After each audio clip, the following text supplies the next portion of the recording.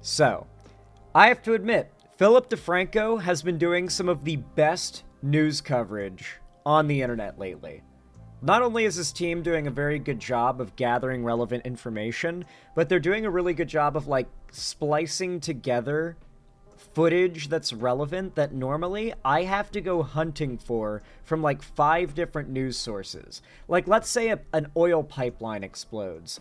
One station will have footage of the explosion. Another station will have footage of the pipeline collapsing afterwards. Another station will have footage of, like, people discussing the results of it. But rarely do you get somebody that has conglomerated all of that together in order to form a fully, well, more or less all-encompassing view of the issue. And Philip DeFranco has been doing a really good job of that with his coverage, which is why I decided that his segment on this topic would be the one that we would watch, because he touches on every relevant point that I want to talk about. We're talking about Trump having just self-reported, like it's a game of Among Us and he's losing because of his own actions, on his friendship with Epstein.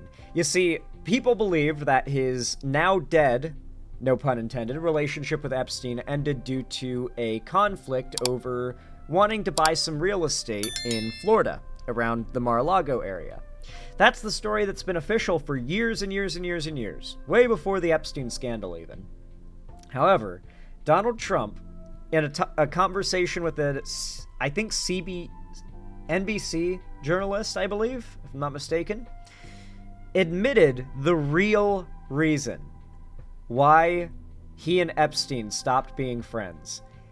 And there could not be a more incriminating reason. It's actually insane. And the craziest part of it is it's not some leaked dossier. It's not a leaked letter or a leaked text from Trump. It is words recorded from Trump's own mouth with his voice that we're hearing this new version of the story from. This story continues to age like wine, as Nagath Serpent put it in chat. Let's hop right into it, because there is so much to discuss here, and I'm actually kind of giddy. Trump looks like he accidentally just exposed himself while trying to create distance from Epstein. Dems are now using a little-known 1928 law to get the Epstein files, as the new Epstein jail video got torn apart by CBS News.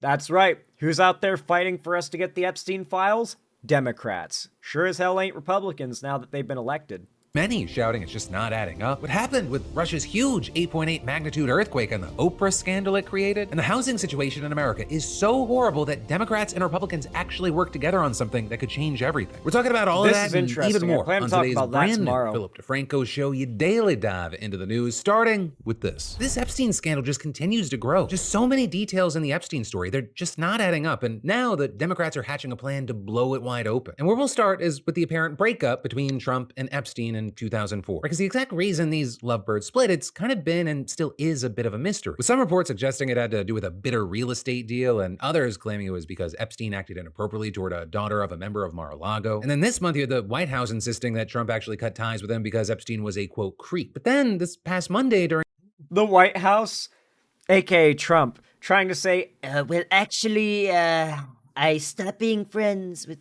Jeffrey Epstein because he was such a creep. You know, he was just such a weirdo. You know me, Donald, woman respecter Trump. I saw how weird he was, and I couldn't stay friends with him. I couldn't do it. Obviously, that's bullshit. Trump has gone on record talking about how him and Epstein had so much in common, particularly how they both liked young women. Just saying. But what we're about to find out is the real truth. And we hear it from Trump's own mouth when he clearly did not know he was being recorded.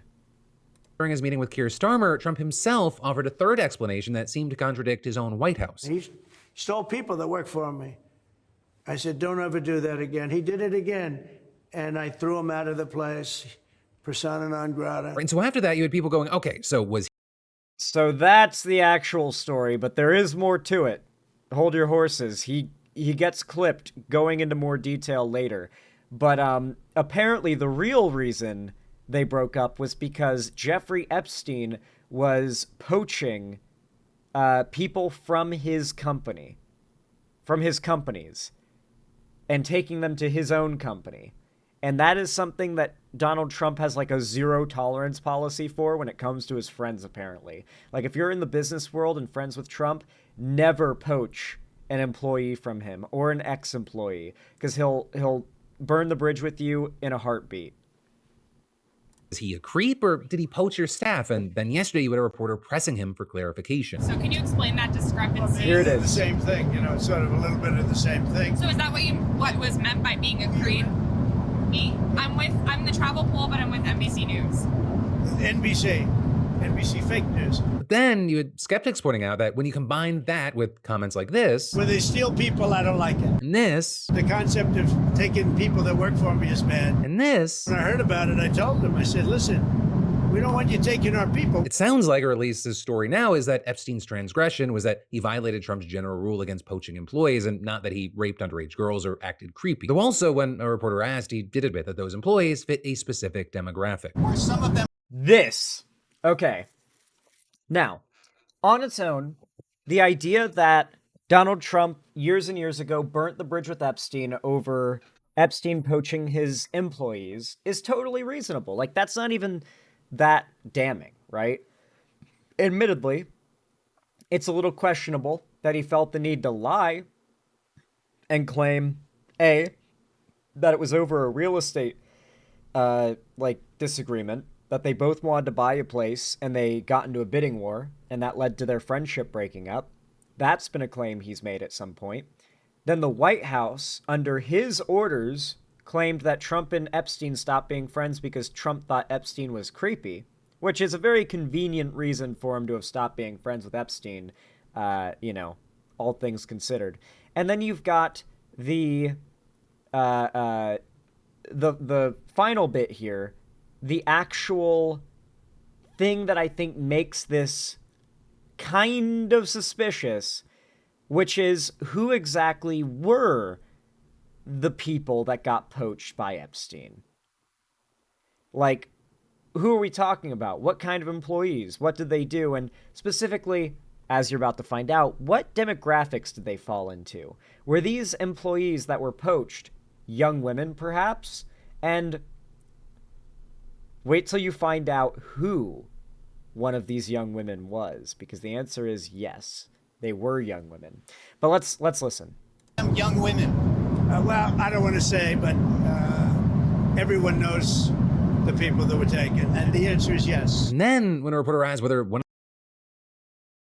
That alone is already kind of sus. It gets worse. I promise you, he self-reports even harder.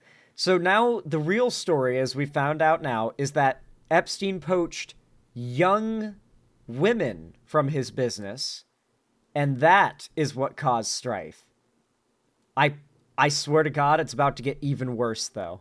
of those women was Virginia Giuffre, right? The late Epstein survivor who alleged that Maxwell recruited her from Mar-a-Lago when she was a 16-year-old spa attendant there. Yes. One of the women, the young girls that Epstein poached from Trump's employee, was Virginia Giuffre, the girl, one of the Epstein accusers, who was in fact sexually assaulted by Epstein as a minor after getting poached by Epstein. You know, it's crazy to me that Trump didn't frame this as him being some kind of hero. Like, guys, this creep, this Jeffrey Epstein guy, he came along and he started poaching my employees, but he was only going after the young women. I thought that was very weird, very creepy. Very weird. I didn't want to be friends with him anymore after that. And then I come to find out one of those women, it's Virginia Giuffre, one of the women he would later on end up violating. If only he had not taken her from my company, she might not have been hurt by Jeffrey Epstein. Every day I wish that she would have stayed with my company and I could have protected her, but she made her decision. Yeah, I'm surprised he didn't go down that route. That is a very Trumpian way to frame it. And I wonder if we're just like a day or two out from him saying that as this part of the story starts to spread and he's forced to respond. Dude, that is crazy though. Trump actually broke up with Epstein by his own admission over an underage girl getting poached into Epstein's employ from Trump's that Epstein would later sexually assault. Trump could not have self-reported any harder. He could not have given any more fuel to the fire of people speculating, and it's not even speculation at this point, but theorizing even further on how deep Trump and Epstein's friendship was and how deep their ties were. At first, he said, I don't know. but then 6 seconds later, Trump said, He stole her. which, as some have pointed out, seems to throw a wrench in his story. Right? Because He Giuffre was stole reportedly her, poached from Mar-a-Lago in property. 2000. That's 4 years before Trump stopped talking to Epstein. And in 2002, Trump gave the now infamous quote to New York Magazine in which he called Epstein a terrific guy and said, So even this story doesn't match up with past evidence. That's interesting. Why would he say this if it's so incriminating but also untrue? Is he just that stupid that he'd make up a lie that makes him look bad to most people? Like he's arguably a lie that makes him look worse than the truth did. Why would he say this? Why would he make this up? The truth makes him look better. he's a lot of fun to be with. It is even said that he likes beautiful women as much as I do, and many of them are on the younger side. And so that would seem to suggest that Trump knew about Epstein's creepy tendencies and employee poaching well Maybe before not they that. split up. And as Okay. journalist Sarah Blask Maybe that bit won't make him look better. Shit. reported, Epstein remained on Mar-a-Lago's membership rolls until October 2007. That's roughly 3 years after the apparent breakup and over a year after Epstein was charged with sex crimes. And so on this point, we're just left with more questions now than answers, though the internet has been very happy to fill in the blanks. But also, this isn't I'm the only sure. thing that people are hitting on. Because CBS News just published a thorough analysis of the Epstein jail footage that was released by the Department of Justice earlier this month, and there's a lot to talk about. So first of all, the FBI said that anyone trying to enter the tier where Epstein's cell was would have been caught by the camera. But as CBS pointed out, the pathway from the primary entrance of the common area to the stairs is completely obscured. And when you see Epstein for the first and only time on camera being escorted to a cell at 7:49 p.m., you don't actually see him ascend the stairs. Here's the sliver of stairs. Epstein Yep. is here with his escort. It's so convenient how none of the other cameras supposedly are working, so there's no footage apparently directly on Epstein's cell. Only this one camera, which just so happens to have no direct line of sight on Epstein's cell, has been released. And even then, the footage that they have released has several cuts. They've claimed it's original footage, but as Philip DeFranco's gonna point out, there's multiple points where you can see a mouse, such as mine, hovering around in the footage, which clearly indicates it's not raw footage. It's a screen capture. Maybe even like an edit of a screen capture. So definitely not raw. Not by a long shot. Several times over, not raw. It's been edited. It was screen recorded. That's not raw footage. It couldn't be any less raw. And they walk off screen. Then at 8:21, another inmate being escorted the same way can't be seen climbing the stairs either. And then when a guard supposedly visited Epstein's cell around 10:30, you can see her heading in that direction, but not going up the stairs. Next, at 10:38, the camera does capture someone on the stairs, but it's not clear exactly who. With the DOJ's Inspector General report suggesting it's probably the same guard carrying a bundle of bedding or clothing. But several video forensics Probably. experts told CBS they're skeptical of that and think it could actually be an inmate. And that detail, it's important because according to the That I was literally just thinking, that looks like an orange jumpsuit. Do they wear orange jumpsuits at this prison? FBI, this was the last time that anyone approached Epstein's cell block before his body was discovered the next That's a morning. lot What's of more orange concerning is, peeking out. although the authorities claim that nobody could actually enter the special housing unit without one of the two guards there letting them in with a key, the video itself seems to disprove that. Or because at around 4 a.m., someone walked into the unit, apparently without the help of either guard. Though regardless, at least a half a dozen times, one of the guards reportedly exits the frame. Dude, it feels like I'm working at the SCP Foundation, and I'm like a D class being forced to look over some footage that might, like, infect me with some kind of mimetic virus, or I might see a demon that'll kill me later or something. I don't know. Like, it just, the sterile environment, the like, look carefully. There's something here you don't want to miss. In the direction of the door anyway. And there's a number of additional quirks with the footage that experts pointed out to CBS, such as that one, a mouse cursor appears at one point indicating that it's actually not the raw file, but likely a screen recording. Two, Yep, not raw file, and the edits indicate that it was more likely than not a screen recording that was then put through editing software and rendered. So it's 2 times not raw. The video's metadata suggests it's actually 2 separate clips stitched together with editing software. 3, the metadata also shows it was edited and saved multiple times. 4, at 11 hours Multiple and 59 minutes, edits, the video okay. skips 1 minute ahead to midnight and the aspect ratio changes. Right? And in regard to the missing minute, as we've talked about It's before, you had sus. Attorney General Pam Bondi saying that it was an automatic nightly reset of the cameras, and she promised to release more footage showing that they are in fact I'm going to be real. I looked into this, and yes, it is common for the aging equipment in some prisons to crap out. It is common for their systems to be so outdated that they tend to operate on like very bare minimum functionality. So a very good example of this is like in this particular case is the idea that every month the cameras clear their like what they have saved. They can only hold about a month of footage, and every couple months they have to go down for maintenance, which is one of their excuses as to why there was only 1 camera active during Epstein's death. A lot of that is plausible. Like, that's really common, and the claims they've made are likely true in regards to that. But what's really fishy is how much they insist it's raw footage and the amount of clear evidence that anyone who's even fucked around with Windows Movie Maker can tell it cannot be raw footage. It's very reminiscent of like the Orwellian, like lying to your face and demanding that you pretend to believe it. As when Trump claimed the MS Paint letters and numbers on Abrego Garcia's knuckles were MS-13. That the MS-13 from MS Paint put on his knuckles was a real tattoo. You know, perfectly like bold face, doesn't interact with the light in any way or bend around the knuckle or interact with the skin. It looks like it's an Arial basic font on Paint. Yeah, you know, like, it was very... It reminds me of that, where it's like, not only are we going to lie to you, but we expect you to pretend to believe it. reset every night. But not only has the White House still failed to provide that evidence now 3 weeks after that promise, but also a high-level government source told CBS that the FBI and other agencies actually possess the full unedited footage and that there's no missing minute in it. Now then, with all that, the Inspector General report mentions a second functioning camera, and so you had CBS figuring, hey, that could at least corroborate where's the nightly that? reset claim. But the thing is, when they asked about it, the response was textbook Kafka. Oh yeah, the nightly reset thing that caused the cut. That's also fairly common in old, aging, outdated prison equipment, even the surveillance stuff.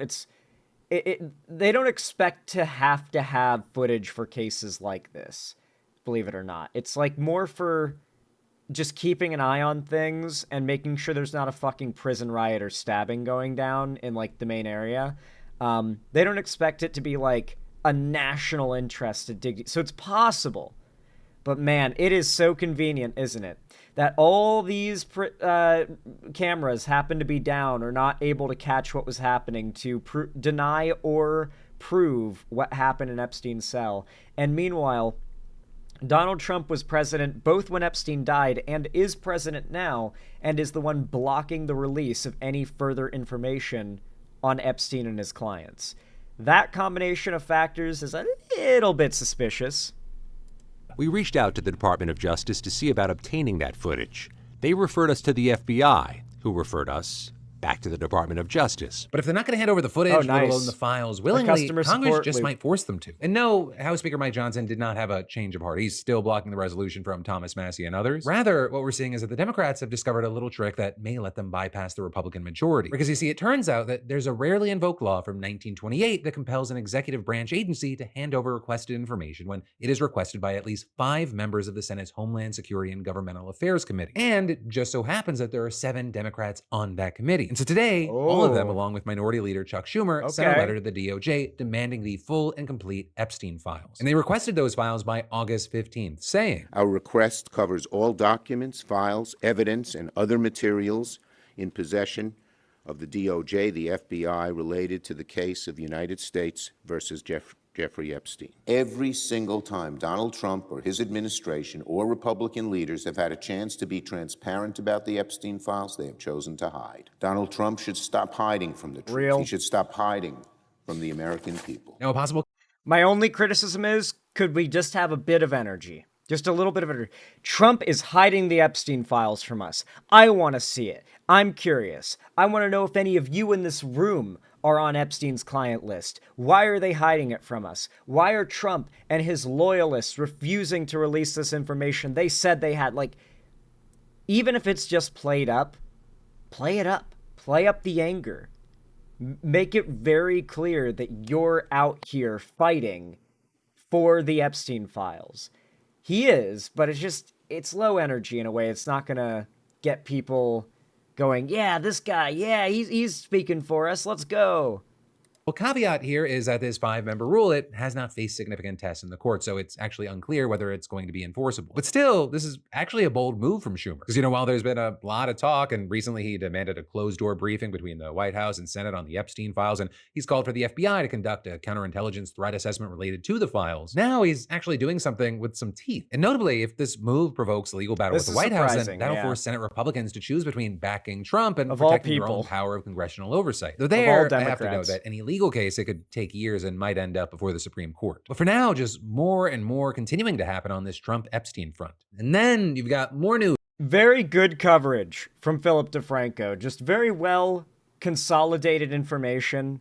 Just very hard focus on gathering all these different clips of Trump talking about it and all these different relevant stories. Like, hey, Trump just said this, but if you remember, we covered this a few months ago and Trump said a completely different thing. So that calls into question what he just said today. It's not outright, like, opinion-based reporting, but he definitely isn't letting Trump get away with this bullshit. Like, it's unbiased, but it's also like, here's the thing, though. Trump said something else, and that's not a point of opinion. Like, he's just walking back things that he's said in the past, and lying. Like, one of the things he said is a lie, because both can't be true. That's not a bias against Trump. That's just being willing to call out what you see, being truly unbiased in that he recognizes Trump is bad and is calling him out. And so I really like the more recent stint of Philip DeFranco coverage. It's been very good. It's been very good stuff. I hope he sees this clip and he knows that he should keep going. Keep making videos, Philip DeFranco, just for me. Anyway, folks, I feel like that was a very good segment. I'm glad I got to get my my takes in on that footage and that clip of Trump talking about the real reason why he broke up with Epstein. Do you guys believe it? Because there's evidence that suggests, despite how incriminating this self-admission from Trump is, that it might not be true. And so, I don't know what exactly to believe. I'm really curious about this one. What do you guys think? Comment down below when this goes out on as its own video. It really does help in the algorithm as well. And make sure to leave a like too if you want to boost the channel for totally free. Whether you're watching live or after the fact and this goes up as its own video, it really does mean a lot and helps a ton. And of course, subscribe and ring the bell icon to turn on all notifications so YouTube actually tells you when I go live or upload new videos in the future.